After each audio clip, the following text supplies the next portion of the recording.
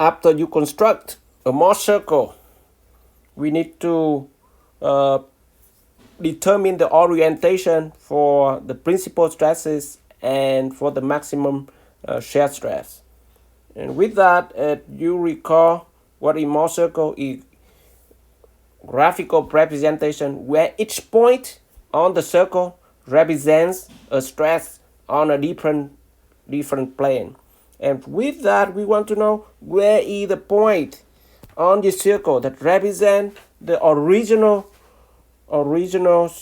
stress, which is sigma x, sigma y, and tau xy.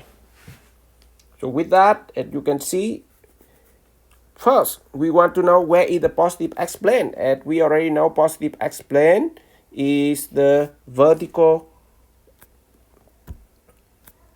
plane on the right, because the plane defined by the axis perpendicular to it. X is horizontal, the x plane is vertical. And that one, you see positive x plane. If you are not sure the right vertical plane is positive x plane, you're not sure, go back to the worksheet 12C that I define and show very clearly on that plane in there. So with that here, we want to know what is the positive x plane and what is that number. So we have at the positive x plane, you have sigma x is negative 1400 psi because it's compression by side convention.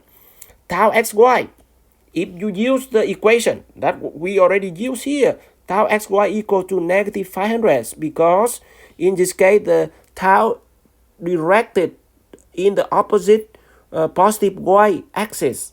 Y-axis positive, y-axis going up, tau going down, so it's negative. So you put in the equation with analytical method is negative.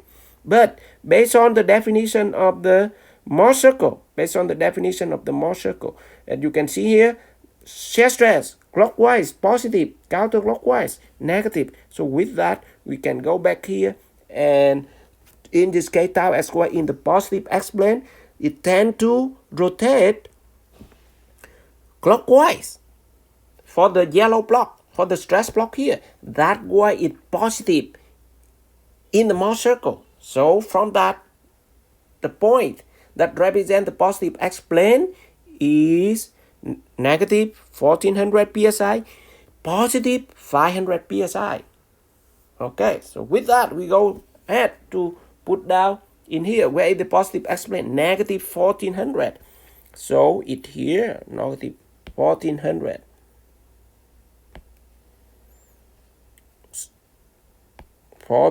Negative, that I 15, so negative 1400 it here.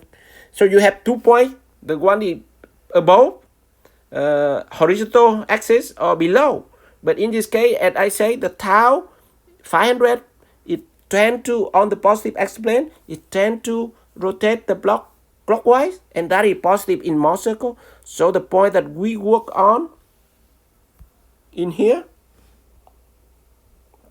is this point, that point here.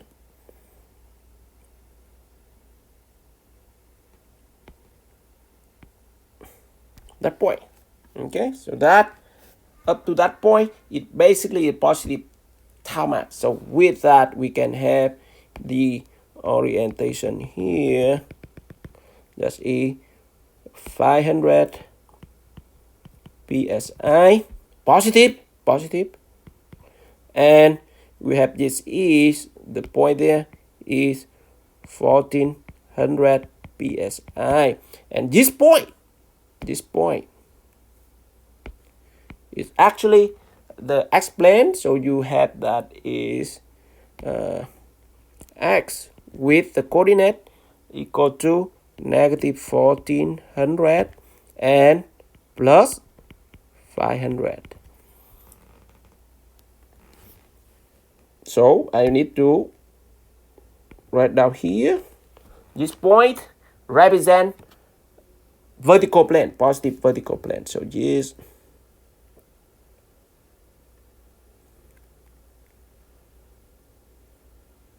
point represent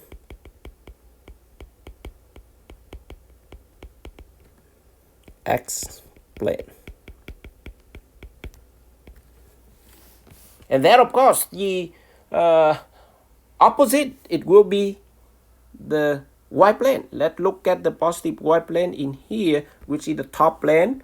You have sigma y is positive 1000 psi, and because it's in tension, and the tau on the top, the horizontal plane on the top, which is the positive y plane, and the tau that tend to rotate the block, the shear stress tend to rotate the block counterclockwise, and based on the sign convention of Mohr circle, it's negative.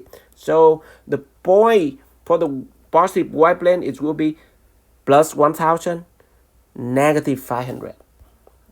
So in the Mohr circle, plus 1000. So we have a line 200, 400, 600, 800, 1000. So we have here. And as we draw it there, this point, negative 200, 500 psi for the tau.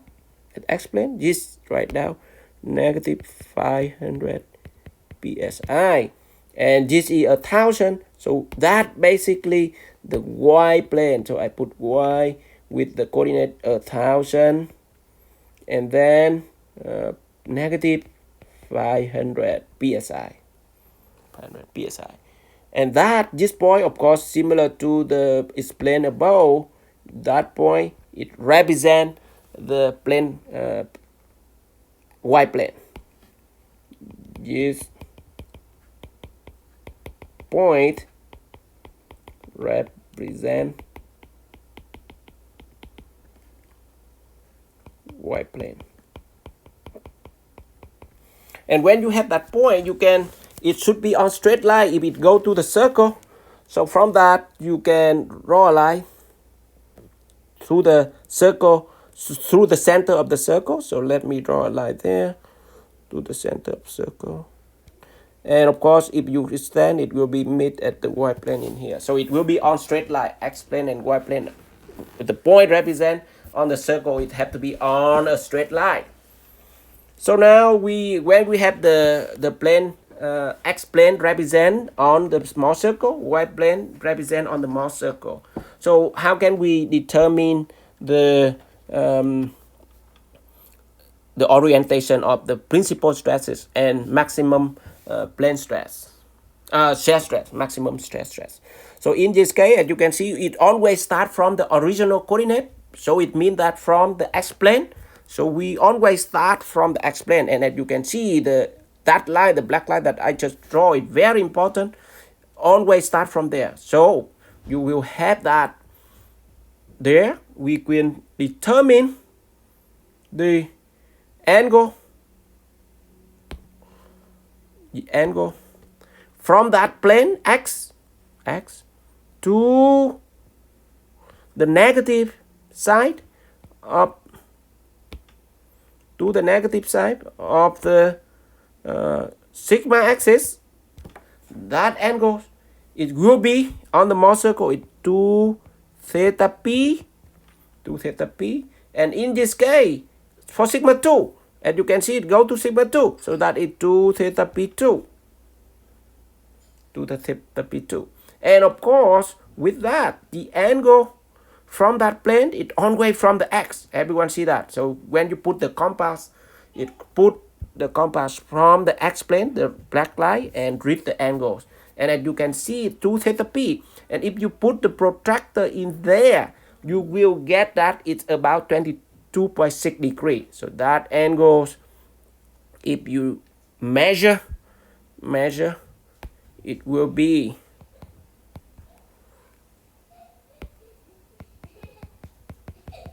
measure with your protractor. If we do everything on scale, so measure it about 22.6 degree with your protractor, because the graphical is not exact number, as you can see there. And then the where is the first principal stress, sigma 1. to the horizontal axis to the right. So from that, as you can see, from this positive x plane, go through this, go through this, go through that one. That is 2 theta p1, 2 theta p1. And if you measure that, of course, it will be, if it measure that it equal to 150, if you measure it correctly, degree or about that number. So that, and that is 2 theta p1, not theta p1. That is something we are confused. So measure about that, and it approximate, and you can see approximate with the graphical method. So that is 2 theta p1, and as you can see from that, you can say theta p2 is from that arrows, as you can see from the x-plane, it counterclockwise. So from that, we can go ahead to determine from that one. You have theta p, read down here, so 2 theta p1, 2 theta p2 equal to 22.6 degree by measure. So you have theta p2 it equal to 11.3 degree, and in this case, as you can see with that angle, it counter clockwise, and that is exactly the same we did in counter clockwise, exactly the same we did in worksheet 12a, and you can see that, right? And now theta p1, 2 theta p1 equal to 57.4. So you have 2 theta p1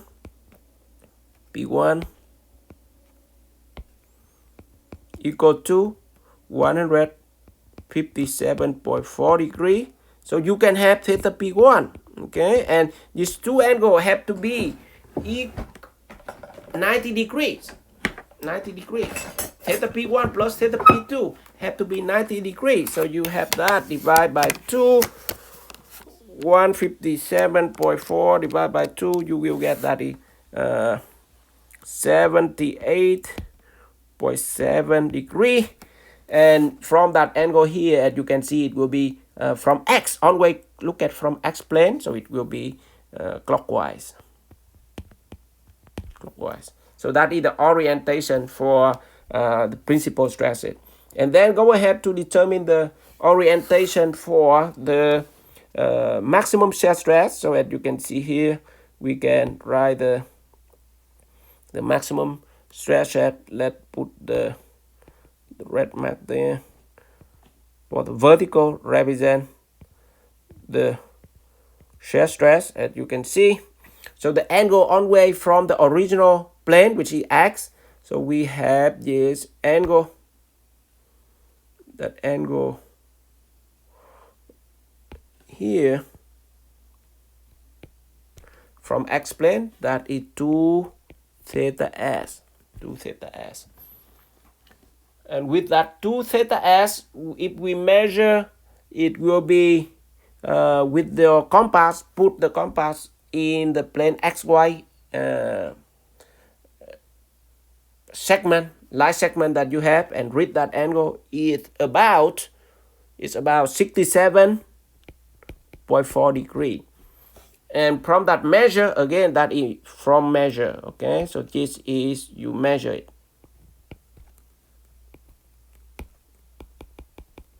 with your protractor. So we can have 2 theta s equal to 67.4 degree. Theta s equal to about 33.7. 67.4 divided by 2. It's about 33.7 degree. And as you can see from x plane, it's clockwise. And go back to check your answer in worksheet 12b. You get that same answer, as you can see. So that is all we can do for the Mohr circle for worksheet 12d. So as you can see, For this problem, it's very important. You know how to determine the center, how to determine the radius, and draw the Mohr circle, and then locate the principal stresses, maximum shear stresses, and then locate the point that have the positive x-plane and the point that represent the stress for the y-plane, and then everything will be start from that xy line segment as I shown you in this problem.